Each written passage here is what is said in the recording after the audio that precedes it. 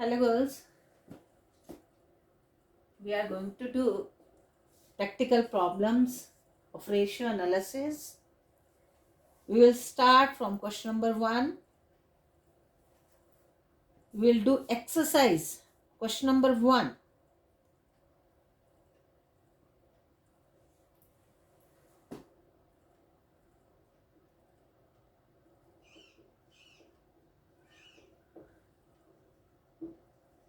Ratio analysis. Liquidity ratio हम कर रहे हैं. क्वेश्चन नंबर 1, कल इसकी इलस्ट्रेशंस हमने की थी. करंट एसेट्स में क्या क्या आता है.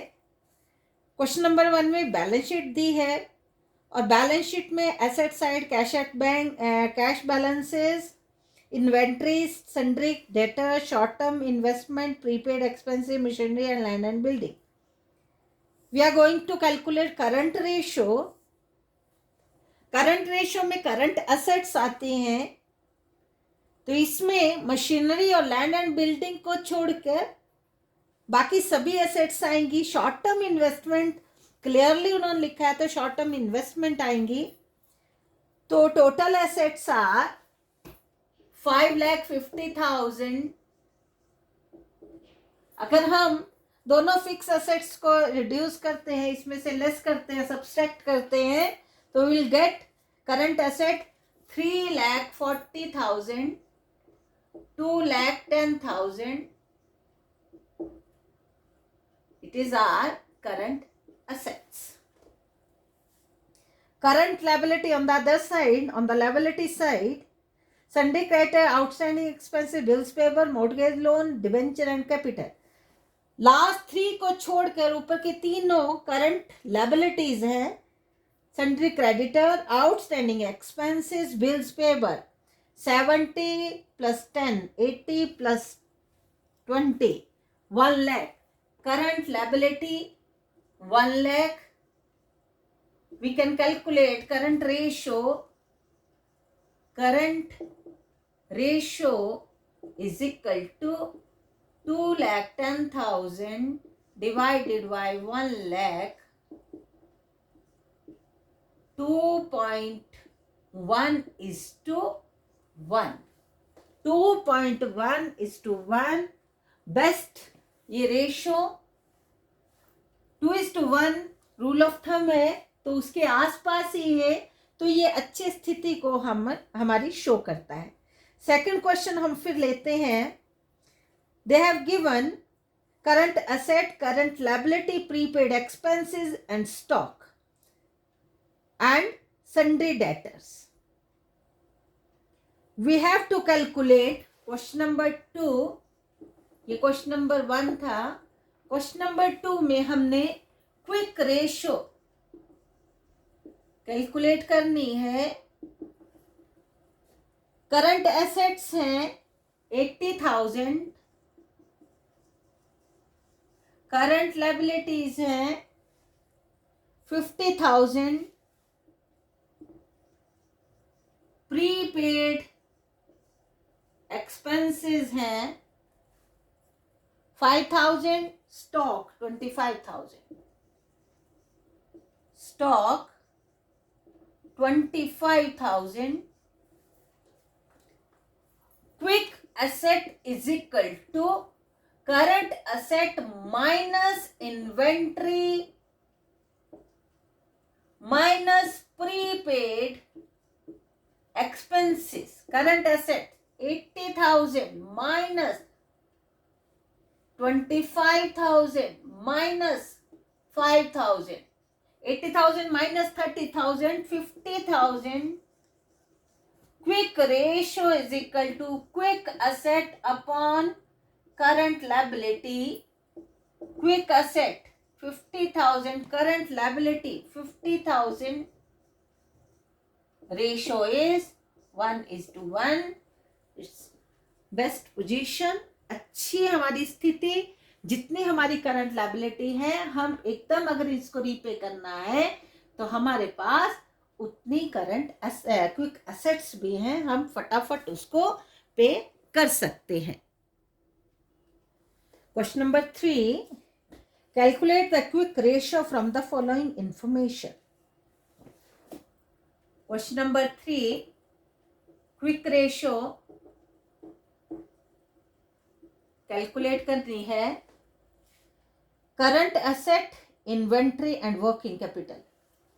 करंट एसेट हमारे पास 4 लाख.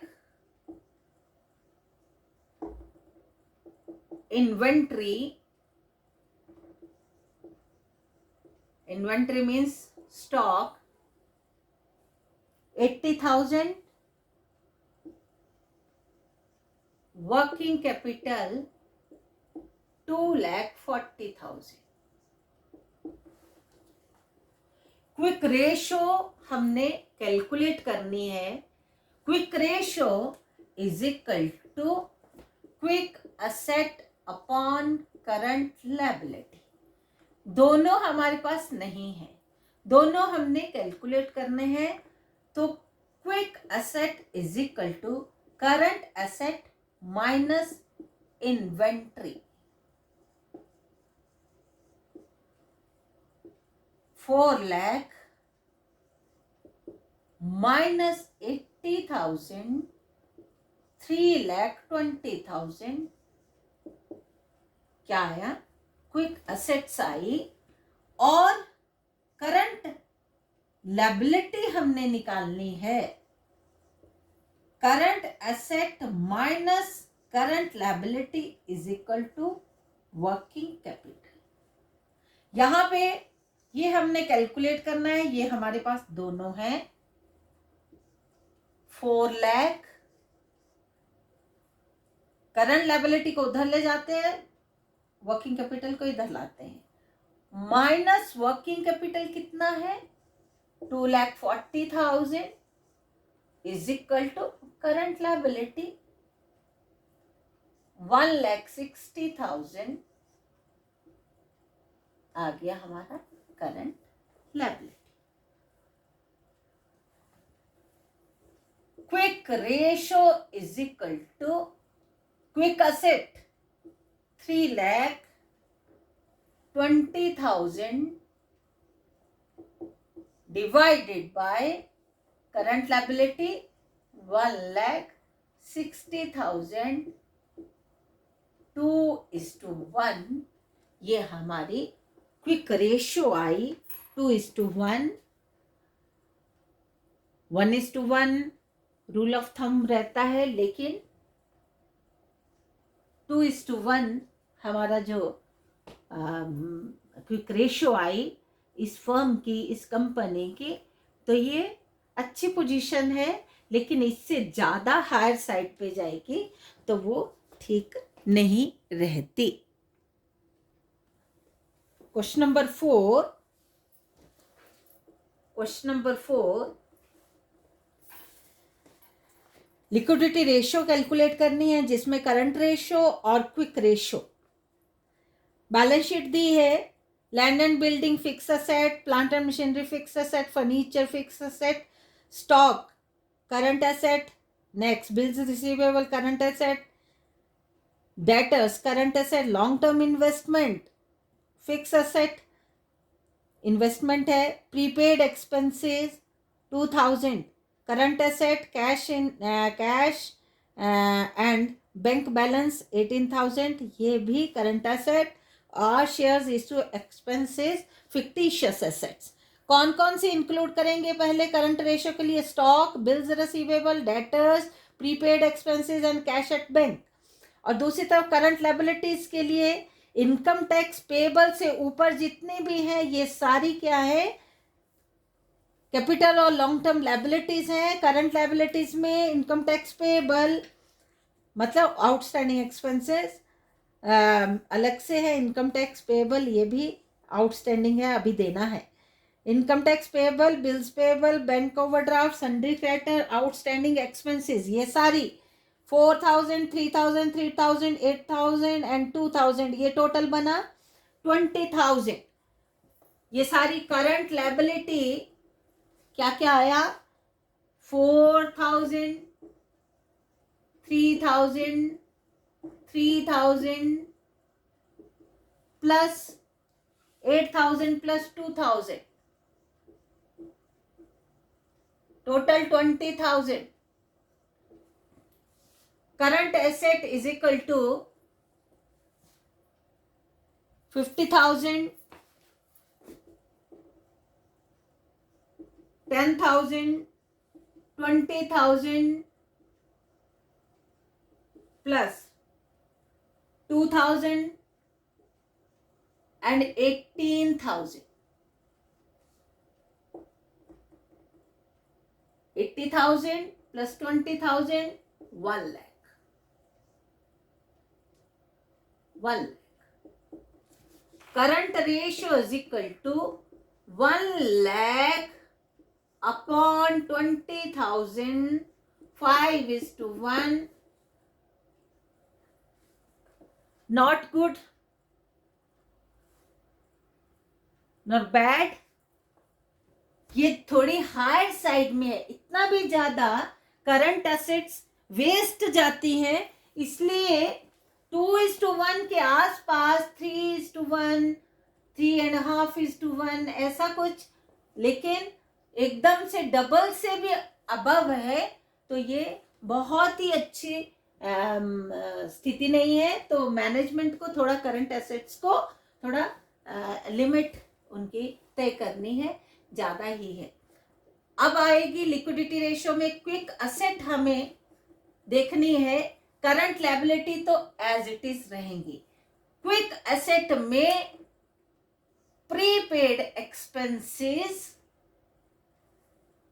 एंड स्टॉक, ये दोनों ही बाहर हो जाएंगे. इन्वेंट्री एंड प्रीपेड एक्सपेंसेस तो क्या रह गया, 48,000. Quick ratio is equal to 48,000 upon 20,000, 2.4:1. 1:1 रहती है, लेकिन ये भी हायर साइड में है, तो यहाँ भी थोड़ा सा क्विक एसेट्स को थोड़ा कंट्रोल करना पड़ेगा. तो ये था आपका 4th क्वेश्चन.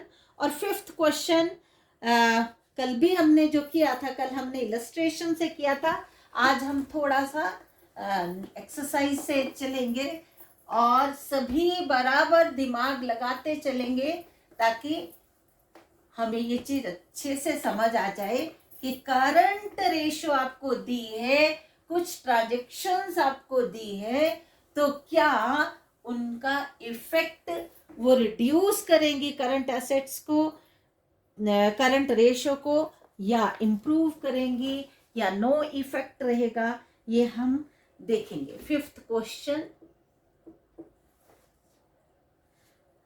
करंट रेशियो 2.5:1 और एज्यूम करते हैं अगर 25,000 एसेट्स हैं तो 10,000 आपकी करंट लायबिलिटी है. ये करंट एसेट्स, करंट लायबिलिटीज. अब ये बोलता है purchase of goods on credit. Purchase of goods on credit मैं थोड़ा इधर करती जाऊंगी. फर्स्ट जो है purchase of goods on credit, मतलब हमारी गुड्स तो इंक्रीज होगी, फॉर एग्जाम्पल 5,000 से, तो ये 25,000 से 5,000 और इंक्रीज हुई तो 30,000. और दूसरी तरफ हमारे क्रेडिटर इंक्रीज हो जाएंगे, उतने से ही 15,000 हो जाएंगे, 5,000 इंक्रीज होंगे. तो ये 2.5 से यहाँ कितनी होगी, इसने रिड्यूस कर दिया, हमारी करंट रेशियो को 2:1 रहेगी. सेकेंड क्या बोलता है, सेल ऑफ गुड्स कॉस्टिंग 10,000 वाली क्रेडिट में 12,000 हो गई. देखो 25,000 की गुड वो एसेट थी, यहाँ पे 10,000 लायबिलिटी है. इसने बोला कि गुड सेल हुई फॉर एग्जाम्पल 2,000 की, 10,000 सॉरी लिखा है उन्होंने, 10,000 की सेल हुई तो गुड्स चली गई, गुड्स चली गई 10,000 की, और डेटर्स बढ़े, डेटर्स बढ़े वो भी 12,000 से, ऑन क्रेडिट बेचा, प्रॉफिट में बेचा, तो ये हमारे डेटर्स बढ़ गए, तो ये कितना हो गया 27,000। 10,000 की गुड्स गई, 12,000 डेटर्स बन गए, तो 27,000, 25,000 से 27,000 हो गई, तो ये 2.7:1, इसने हमारी करंट रेशियो को इंप्रूव किया। थर्ड हम देखते हैं selling a fix assets at loss. Fix asset को लॉस पे सेल किया, हमारी करंट एसेट इतनी है, करंट लायबिलिटी इतनी है। फिक्स एसेट उसने बेची, तो फिक्स एसेट तो हमारी करंट एसेट से बाहर है, इसका कोई इफेक्ट नहीं हुआ, बेची खरीदी। लेकिन जब बेची है, लॉस पे बेची है, तो कैश आया है, कैश आया। फॉर एग्जांपल ये 10,000 की, तो चाहे 12,000 वाली 10,000 में बिक गई, लॉस पे बिकी, लेकिन कैश आया, उसके कारण कैश आया, तो ये 35,000 हो गया, और ये 10,000 ही रहा 3.5:1, तो इसने इंप्रूव किया हमारी करंट रेशियो, क्योंकि एक ही फैक्टर कैश ही बढ़ा, फिक्स एसेट गई, उसका करंट एसेट पे कोई इफेक्ट नहीं हुआ। नेक्स्ट है purchasing goods for cash. Goods for cash 25,000, 10,000, purchased goods for cash 2,000 के गुड्स फॉर एग्जाम्पल खरीदी, गुड्स आई, परचेज गुड्स आई, 3,000 का कैश गया, no effect, no effect, no effect, कोई उसका प्रभाव नहीं पड़ा। Next payment to trade creditors, यहां कर लेती हूं 25,000, 10,000 payment to creditor, for example 4,000 के क्रेडिटर्स की पेमेंट हुई, कैश गया, और इधर 4,000 के क्रेडिटर्स कम हो गए, ये आ गया 21,000, ये आ गया 6,000, 21,000 अपॉन 6,000,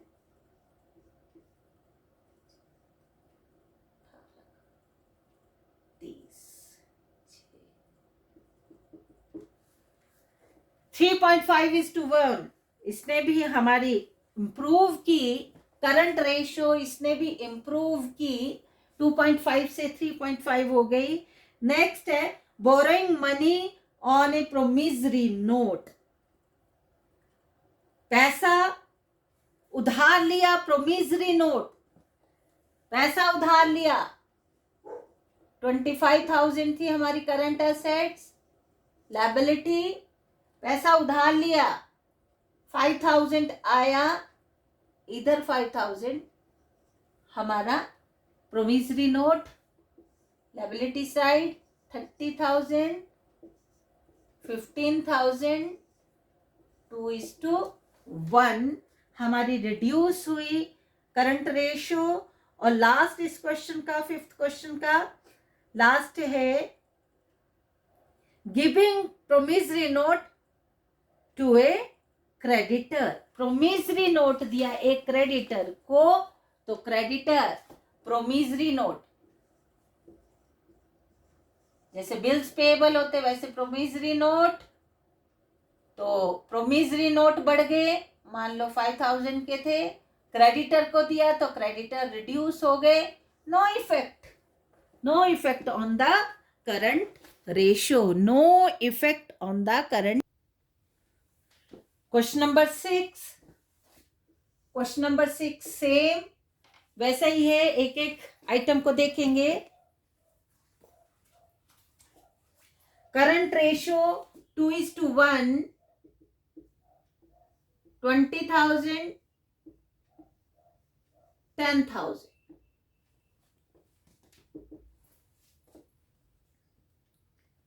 सबसे पहले selling machinery for cash. Machinery है, इसको 2 पार्ट्स में बांट देते हैं, उधर भी करेंगे कुछ आइटम्स। फर्स्ट इसमें है selling machinery for cash. Machinery का कोई इफेक्ट नहीं होगा।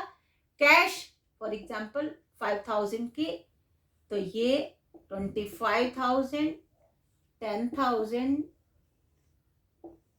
it has improved our current ratio। 2:1 से 2.5:1 बन गई। Second, issue of share 20,000,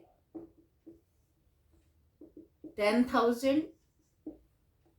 issue of share 10,000 के शेयर्स इश्यू किए, कोई इफेक्ट नहीं होगा इश्यू करने का तो पहले, लेकिन कैश आया इसके बदले 10,000 की का कैश आ गया, इस पे कोई इफेक्ट नहीं हुआ, तो ये 30,000 और 10,000 ये कैपिटल है, तो current asset, current liability, capital का कोई इफेक्ट नहीं होगा, तो it has improved our current ratio.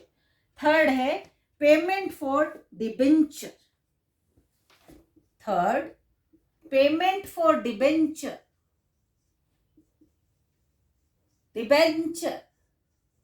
Debenture long term liability है, इस पे कोई इफेक्ट नहीं होगा इन दोनों पे, तो लेकिन 5,000 की फॉर एग्जांपल हम पेमेंट करते हैं, तो कैश तो हमारा गया, ये 15,000 रह गया, ये 10,000 ही है, तो इनकी रेशियो क्या बनी? 1.5:1। It has reduced our current ratio.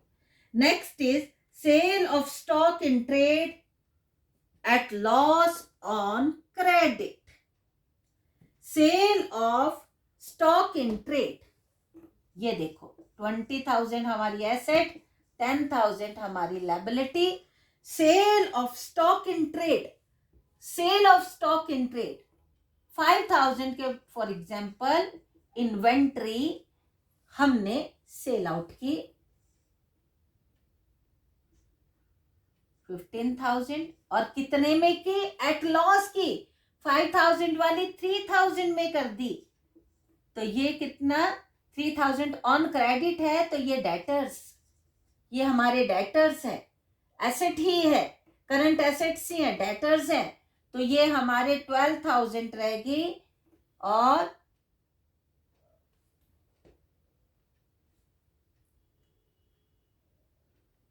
Sorry ये 18,000 मैंने प्लस करना था, 18,000 और ये 10,000, 1.8:1, 1.8:1, ये it has reduced our current ratio। And next is bills receivable dishonored 20,000, 10,000। Fifth है बिल्स रिसीवेबल डिसऑनर, 5,000 के बिल्स रिसीवेबल थे, ये डिसऑनर हो गए, कुछ नहीं मिला, पैसा भी नहीं मिला, बिल्स रिसीवेबल भी नहीं, कैश भी नहीं, कैश भी नहीं आया, बिल्स ये भी खत्म हो गए, और कैश भी नहीं आया, नो इफेक्ट, ना कुछ आया ना कुछ गया, कोई नो इफेक्ट, तो यहाँ पे no effect. Sixth one, sale of goods at par. Sales of goods at par. Sales of goods at par means 5,000 का स्टॉक गया, सेल हुई, और 5,000 कैश आया, तो नो इफेक्ट, नो इफेक्ट, ना कैश, जितना कैश आया उतने का माल चला भी गया, no effect. Number 7, sales of good at profit. Sale of good at profit. 20,000 current asset, 10,000 current liability at profit. 2,000 के goods गई, 2,400 कैश आ गया, प्रॉफिट आया 400 का, तो यहाँ पे कितना हो गया 20,400 इज टू 10,000, ये कितना बन गया 2.04 is to 1. It has improved our current ratio. And eighth number is sale of goods at loss. ये आ गया था at loss, ये पता ही लग गया 2000 की जगह 1800 आ गया, तो ये टोटल रिड्यूस हो जाएगा. 2000 का माल चला गया, 1800 आया, तो ये रिड्यूस हो जाएगी, ये 20,000 से भी बिलो चला जाएगा, तो वो उसने हमारी करंट रेशो रिड्यूस की. 8th में रिड्यूस हुई. और 9th में repayment of long term liability. Long term liability जैसे डिबेंचर्स को पे किया, repayment of long term liability. Long term liability means debenture या बैंक लोन 10 ईयर्स के लिए, तो जो पेमेंट की तो बैंक लोन है चाहे डिबेंचर है, वो तो हमारी जैसे डिबेंचर लॉन्ग टर्म लायबिलिटी है, ये तो ना करंट एसेट है ना करंट लायबिलिटी है, ये लॉन्ग टर्म लायबिलिटी है, तो लॉन्ग टर्म लायबिलिटी का नहीं इफेक्ट, लेकिन पेमेंट गई, ये कैश गया हमारा, तो ऐसे लॉन्ग टर्म लायबिलिटी को जब हम पेमेंट करते हैं तो that will reduce our current ratio. और purchase of land on long term deferred payment basis. Long term deferred payment, तो परचेज ऑफ लैंड एक तो वो फिक्स असेट है, और लॉन्ग टर्म डेफर्ड एक्सपेंसेस भी हम लंबे समय में आपको पैसा देंगे, लंबे समय में, तो लॉन्ग टर्म लायबिलिटी वो क्रिएट हुई, तो no effect of that transaction on our current ratio. And next is purchase of building on credit for of 6 month. Building purchase की तो फिक्स असेट है, लेकिन वो 6 महीने के उधार पे ली, तो वो क्रेडिटर हमारे इंक्रीज हुए, लेकिन करंट एसेट्स हमारी इंक्रीज नहीं हुई, तो that will reduce our current ratio. और ये सब आपने करके भी देखना है, सेम ही है, जैसे मैं ये किए वैसे ही. और sale of land on long term deferred payment, no effect. Land एक तो fix asset, long term liability, उसका करंट लायबिलिटी पर कोई इफेक्ट नहीं. Next, sale of furniture for cash. Furniture गया तो कोई इफेक्ट नहीं हुआ करंट एसेट पे, लेकिन फॉर कैश तो कैश इंक्रीज हुआ, it will improve our current asset. Current asset increase होंगी तो करंट रेशो ऑटोमेटिकली इंप्रूव होगी. Purchase of goods on credit. Purchase of goods on credit यहां पे बता देती हूँ. Purchase of goods 20,000, 10,000. Purchase of goods 5,000 के गुड्स आई, और इधर क्रेडिटर 5,000 के इंक्रीज हो गए, तो ये 15,000 हो गया, ये 25,000 हो गया, तो ये 25,000 इज टू 15,000, तो ये हमारा बिलो 2 चली गई, 5.6 is to 1. It will reduce our, ये था क्वेश्चन